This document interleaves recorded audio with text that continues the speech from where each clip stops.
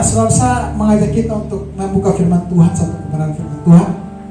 Lukas pasal 5 ayat 1 sampai dengan ayat yang ke-11.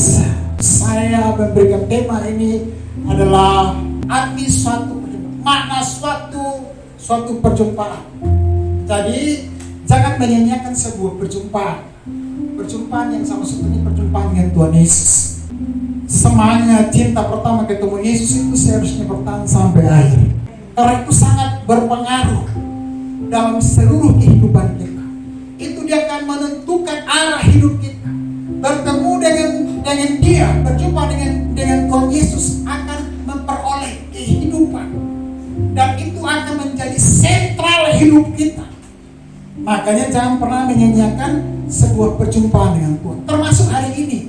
Kenapa? Yang akan mengubah hidup kita itu adalah firman, urapan Tuhan, kerinduan kita bahwa setiap perjumpaan kita itu harus sampai dalam roh kita.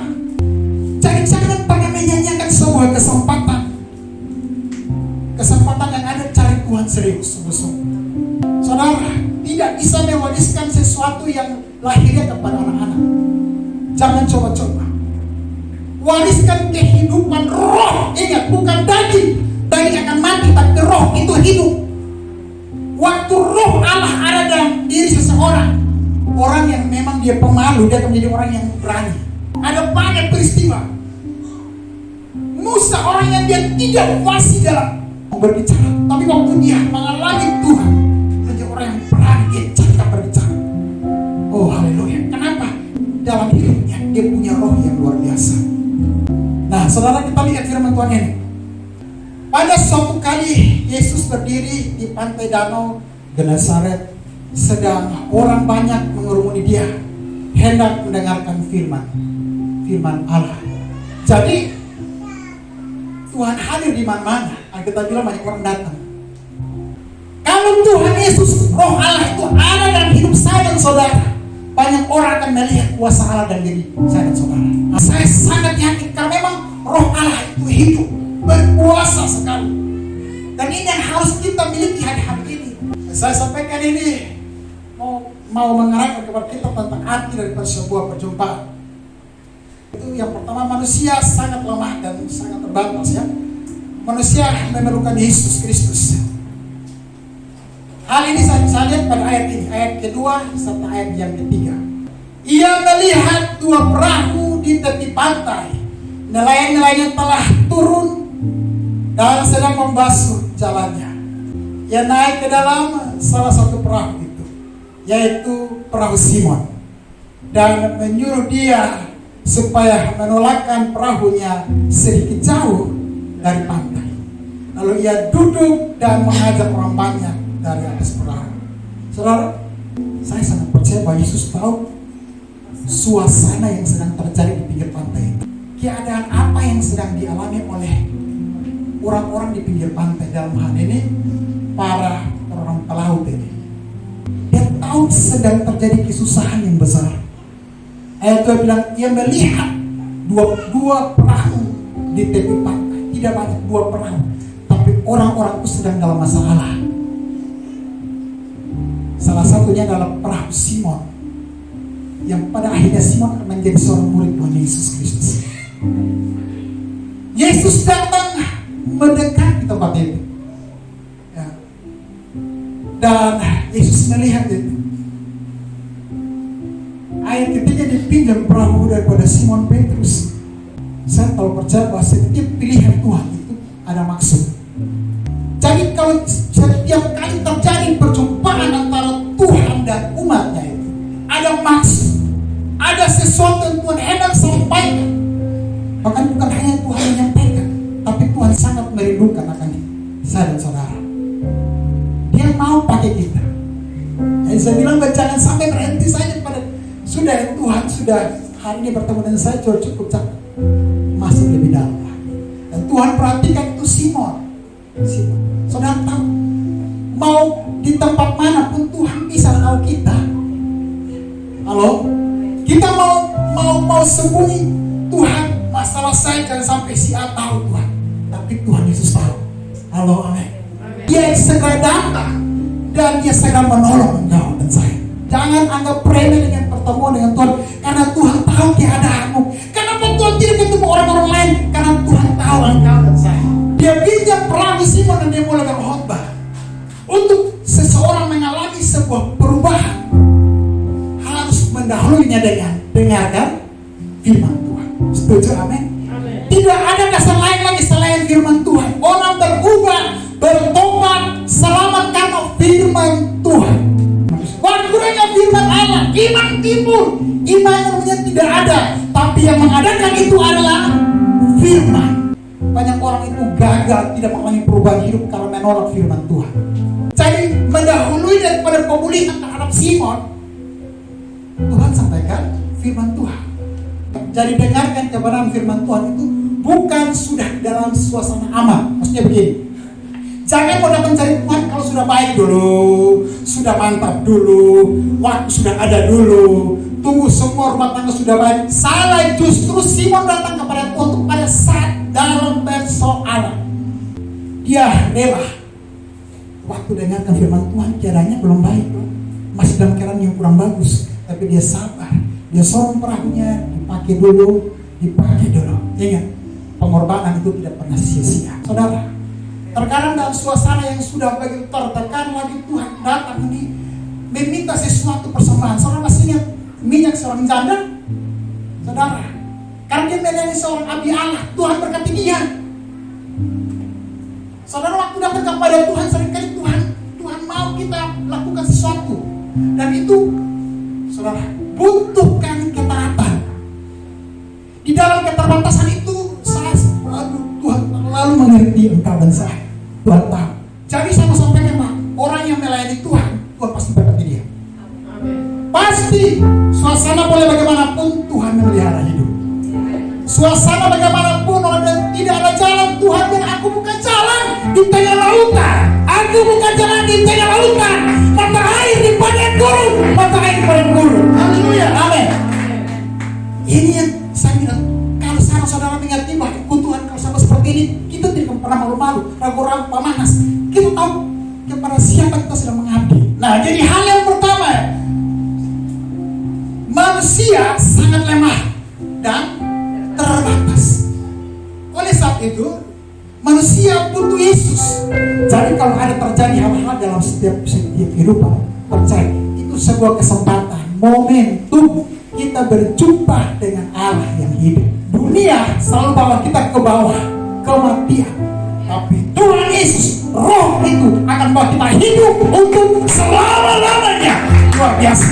Poin kedua, arti suatu perjumpaan yang kedua, supaya apa? Kita mengerti bahwa Dia berkuasa atas alam semesta. Ayat 4 sampai ayat 7. Setelah selesai berbicara, Ia berkata kepada Simon, bertolaklah ke tempat yang dalam dan tebarkanlah jalamu untuk menangkap ikan. Simon menjawab, Guru, telah sepanjang malam kami bekerja keras dan kami tidak menangkap apa-apa. Tetapi karena Engkau menyuruhnya, aku akan mendengarkan jalan. Nah, saudara, setelah Simon mendengarkan firman Tuhan, setelah orang banyak dengarkan Yesus mengajar, Yesus mulai tantang. Ya, Tuhan bilang begini, Simon, mari ikut saya. Bertolaklah ke tempat yang lebih dalam. Tuhan minta mengajak dia untuk masuk di dalam suatu tempat yang bukan tempat biasa-biasanya, atau yang pernah Simon lalui. Tapi Simon bilang, Tuhan, telah sepanjang malam kami mencari dan kami tidak mendapatkan apa-apa. Artinya Simon mau sampaikan bahwa ini sesuatu yang mustahil. Kalau Yesus bilang, bertolaklah ke tempat yang lebih dalam dan tebarkanlah jalamu. Dia mau bilang begini, seharusnya hari kemarin kami dapat Tuhan, karena kami ahli melaut. Atau dia bilang gini, masakan anak tukang mebel mengajar sama pelaut. Tapi dia tidak tahu bahwa dia sedang berbicara ini, dia yang lebih daripada seorang nelayan, seorang ahli laut. Lebih hebat baca arah mata angin. Kalau Simon tahu dengan siapa dia sedang berbicara, dia tidak mungkin ngomong begitu. Dia tidak mungkin ngomong begitu. Tapi sekali lagi saya bilang, tapi Simon belajar taat saja. Dia tidak paham. Ingat, waktu dengarkan firman Tuhan untuk satu maksud Tuhan supaya Tuhan mau ingin pakai kita, kita tidak mengerti apa-apa. Yang Tuhan minta itu ketaatan. Ya. Maksud saya supaya kita punya hidup yang penuh dengan roh Allah, kita harus taat kepada apa yang Tuhan bilang. Simon menjawab, Guru, telah sepanjang malam kami bekerja keras. Jadi dia sudah keluarkan segala potensi dia, kemampuan, kehebatannya. Bekerja keras itu bukan bekerja main-main, sama Tuhan. Ya, ini yang saya mau harus bilang bahwa kita boleh punya segala kemampuan, tapi Tuhan bilang tidak. Tapi atau dengan tanpa engkau libatkan Tuhan itu tidak bisa. Bukti bahwa sebelum dia bertemu dengan Tuhan, dia pernah kecewa. Tetapi karena engkau menirunya, aku akan menebarkan jalannya juga. Karena Tuhan yang suruh, karena engkau yang suruh Yesus. Di balik itu Tuhan punya rencana besar. Supaya apa? Simon tidak hanya bisa tahu tentang Tuhan. Ya, Simon dia bisa hanya sebatas dengan mengandalkan kemampuannya, tapi dia tobat masih ada yang lebih dahsyat lagi, yang dia harus bisa rasa menikmati di dalam kehidupan. Tuhan bilang kalau engkau punya yang ada itu terbatas, tapi engkau buka hati buat engkau menerima hal yang tidak pernah terbatas. Amin. Dia melebihi dari alam semesta. Bahwa saudara kalau tahu bahwa kita sedang berhadapan dengan Allah yang berkuasa atas segala alam semesta, bagaimana dengan hidup kita hari ini? Soal sakit penyakit, kelemahan tubuh, karakter kita semua. Semua kita temukan di dalam sebuah persekutuan di dalam Tuhan. Dia akan mengubah hidup kita. Ingat, tidak ada kebenaran yang berasal dari diri kita sendiri selain daripada Dia. Oleh sebab itu kita perlu menunggang menyatu dengan Tuhan. Waktu yang ada kita tidak pakai sungguh-sungguh dengan Tuhan, saudara nanti sampai 10 tahun kita tidak bisa menikmati perkara-perkara yang hebat yang sama seperti ini. Yesus bilang, Simon, bertobatlah ke tempat yang lebih dalam. Jangan Tuhan, saya akan begini Tuhan. Tuhan, kalau engkau latar belakang keluarga saya Tuhan, Tuhan tidak mungkin latar belakang pendidikan saya kan seperti ini Tuhan. Tidak mungkin saya bisa mencapai apa yang Tuhan bilang. Tapi dengarkan, yang suruh bukan manusia biasa, yang suruh yang berkuasa atas alam semesta. Terhadap segala situasi kondisi cukup saya bertemu dengan Tuhan. Kita lihat ayat ini. Dan setelah mereka melakukannya, mereka menangkap sejumlah besar ikan sehingga cara mereka mulai koyak. Berarti gini, penangkapan yang saat itu sedang terjadi melebihi dari kapasitas Simon. Lihat. Haleluya. Kalau kita jumpa Tuhan, Dia jawab kebutuhan hidup kita melebihi daripada kapasitas kita. Mujizat itu ada karena ada Tuhan.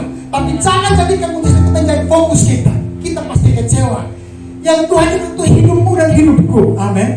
Lihat saudara, perhatikan baik-baik. Simon ini Tuhan bukan butuh itu supaya lu tahu aku ini berkuasa. Tidak. Supaya ending daripada semua kau menjadi pencela manusia, bukan pencela ikan. Ini rencana Tuhan besar, rencana kekekalan. Haleluya. Saudara perhatikan baik-baik. Kalau Yesus bilang bertolaklah ke tempat yang lebih dalam, Tuhan mau Simon jangan mengalami hanya di tempat-tempat yang pendek. Di tempat pendek saya pernah bilang tidak ada ikan. Di tempat yang lebih dalam. Jangan pada puas dengan suasana hidup yang ada senang dan cukup. Saudara percaya di situ tidak ada apa-apa, itu kosong. Hidupmu tidak ada punya pengaruh. Bertolaklah ke tempat yang lebih dalam. Memang ada badai, tapi di sana ada mujizat yang besar. Amin. Israel itu jalan yang bisa tempuh yang lebih singkat, tapi Tuhan mau mereka lewat daripada mulu.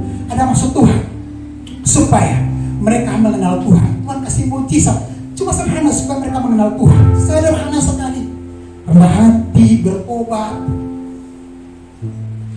masuk lebih dalam hatinya juga gini supaya engkau mengalami sesuatu yang baru, sebuah level rohani yang lebih lagi. Begitu dimensi roh yang di mana itu yang tempat itu iblis tidak mampu masuk menjamah. Ada kuasa yang begitu luar biasa. Iblis mau masuk di satu maka Tuhan bertanggung jawab. Di sana Tuhan suruh, Tuhan pasti yang baik. Haleluya, amin. Ayat ke-7. Lalu mereka memberi syarat kepada teman-temannya di perahu yang lain supaya mereka datang membantunya. saudara, Kalau mereka bersama-sama kedua orang itu dengan ikan hingga angkat di dalam. ya, oleh satu orang saudara, hanya dia taat, dia menemukan hasil sebuah perjumpaan, arti sebuah perjumpaan bukan hanya untuk Simon, tapi Yakobus, Yohanes, dan sisa kapal yang berikut di belakang sana. Mereka pun juga dapat menikmati berkat Tuhan yang luar biasa. Puji Tuhan, amin. Dia mau bukan cuma satu orang bertobat, tapi seisi rumah diselamatkan. Dia mau suamimu juga bisa percaya akan nama Yesus. Dia mau juga anak-anakmu juga percaya dalam nama Yesus. Dia mau tetanggamu, teman sebangku, satu sekolahmu juga kenal akan Yesus itu sendiri. Nah, Yesus dia tidak mau hanya engkau Simon, harus yang lain juga. Dari semua ini kita hanya memerlukan namanya hati yang berserah kepada Tuhan. Berserah kepada Tuhan. Jangan paksakan diri. Jangan mengandalkan kepintaran, kekuatan, kehebatan, fasilitas. Jangan. Memang kita sudah punya, tetapi semakin bertekuk lutut dan Tuhan bertanya kepada Tuhan, apakah saya harus seperti ini? Apakah saya harus maju berperang atau tidak? Tuhan tetap tanya Tuhan. Saudara, Daud dia punya segala sarana fasilitas lengkap. Mau turun di medan-medan pertempuran, dia masih dua tanya Tuhan, apakah Tuhan mau saya harus maju? Seperti Gideon, dia tanya Tuhan, tidak sembarangan. Bukankah dia punya sarana pasukan yang hebat, senjata yang luar biasa? Tidak, dia tetap melibatkan Tuhan. Tuhan, maukah tidak Tuhan? Aku buat begini. Aku sudah punya Tuhan segala macamnya, tapi Tuhan bilang jangan pakai cara ini saja. Haleluya. Haleluya. Poin yang paling terakhir, yang ketiga, arti dari suatu perjumpaan, supaya dia mau menyatakan kepada kita bahwa dia juga berkuasa atas hidup kita. Saya mau sampaikan kalau Tuhan yang pegang tangan kita itu terlalu indah. Kita tahu bahwa di dalam hidup ini, dunia ini tidak ada tempat yang aman. Tempat yang aman itu cuma Alkitab bilang hanya di dalam hadirat Tuhan saja. Saya melihat bahwa Tuhan panggil sama Simon ini. Awalnya dia sebagai seorang penjala ikan. Penjala ikan sudah sekian lama, saudara. Artinya hidupnya itu hanya satu-satunya berharap dari ikan. Tapi saudara, waktu dia ketemu Tuhan, tidak berhenti pada perjumpaan biasa atau perjumpaan yang luar biasa. Tuhan mengubah masa depan dia dari penjala ikan menjadi penjala manusia. Ini yang saya bilang, dia Allah yang berkuasa atas hidup kita, termasuk masa depan, termasuk teman hidup, jodoh, pekerjaan, segala sesuatu yang saudara bisa les dan percaya. Dia berkuasa karena itu. Ibarat ranting yang tidak bisa berbuah dari dirinya sendiri. Amin. Kehidupan kita sama seperti itu kalau dengan Tuhan Yesus. Kita sangat memerlukan dia setiap hari. Saja kita lihat dalam ayat tadi, ayat ke-8 sampai 11. Ketika Simon Petrus melihat hal itu, ia pun sama-sama baca dari surga di depan Yesus dan berkata, Tuhan, pergilah daripadaku, karena aku ini seorang berdosa.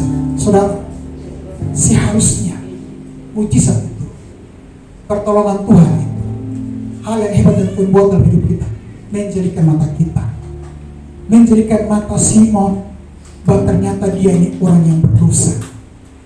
Saudara, jangan tunggu, saya bilang, sampai persoalan yang begitu rumit betul baru kita mata terbuka. Jangan. Masih ada cara Tuhan yang begitu sopan, manis, indah, sayang sama kita, penuh kasih. Jangan meninggalkan dia. Jauh-jauh apalagi. Saudara tidak kuat kalau mau hidup sendiri. Jangan. Ke saudara mungkin saya harus bilang, kita butuh Tuhan. Anda sudah punya segala macam orang tua lengkap, tapi saudara masih kurang satu, hatimu kosong. Saya bilang, kau butuh roh Allah, kau butuh Yesus tinggal dalam hidup, supaya kau tidak menjadi orang-orang hanya bergantung kepada manusia. Tuhan bilang, terkutuklah mereka. Tuhan mau dan saya melakukan sebuah perubahan. Orang yang melakukan sebuah perubahan, dia harus berani masuk lebih dalam. Jangan pernah puas dengan apa yang sudah ada. Amin. Mujizat seharusnya buat orang sudah harus bertobat. Dia bilang, Tuhan, engkau pergi, engkau tinggalkan aku. Tapi Yesus bilang apa? Kita lihat ayat selanjutnya. Sebab Ia dan semua orang yang bersama-sama dengan takjub, wow, dan kaget oleh karena banyaknya ikan yang mereka. Demikian juga Yakobus dan Yohanes, anak-anak Zebedeus, yang mencari teman Simon. Ingat, ini teman Simon. Seharusnya mereka juga harus menikmati. Siapapun teman engkau harus bisa merasakan bahwa Tuhan ada dalam hidupmu dan hidupku. Amin. Nah, selanjutnya kata Yesus kepada Simon, jangan takut, mulai dari sekarang engkau akan menjadi manusia. Ingat, ini Tuhan ngomong, ini Tuhan respon terhadap Simon bilang begini, pergilah Tuhan, Tuhan misalnya Tuhan, saya tidak lain, saya orang berdosa Tuhan, Tuhan pergi Tuhan, jangan Tuhan, jangan. Tapi Tuhan bilang, jangan takut Simon, jangan pergi jauh-jauh, jangan dapat mujizat, kasih tinggal Tuhan. Dengan bilang begitu, Tuhan katakan orang berdosa, justru berdosa aku datang, Yesus bilang. Halo amin. Tuhan bilang sekarang juga engkau menjadi penjara manusia. Sekarang tidak tunda-tunda. Tuhan bilang bahwa itu Tuhan kasih kuasa itu, otoritas itu. Tuhan lantik dia itu. Tuhan lantik dia di atas perahu. Oh, mungkin Tuhan ketemu saudara-saudara di mana kerja? Di tempat pekerjaanmu, atau sekolahmu, rumah tanggamu.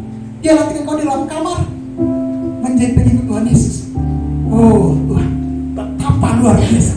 Saya bilang ini, surga terbuka, haleluya, surga terbuka. Satu orang bertobat, seisi rumah diselamatkan. Surga bersuka cita, amin. Sudah lihat, bukan cuma Simon, Yakobus dan Yohanes dan kawan-kawan semua juga melihat itu. Mereka takjub. Ayat terakhir, dan sesudah mereka menghira perahu-perahunya ke darat, mereka pun meninggalkan segala sesuatu lalu merintis. Artinya tinggalkan segala masa lalu, tinggalkan. Karena itu seringkali menjadi pengait hambatan, jerat buat Anda dan saya mengejar sampai kepada tujuan panggilan Kristus dalam hidup kita. Haleluya, amin.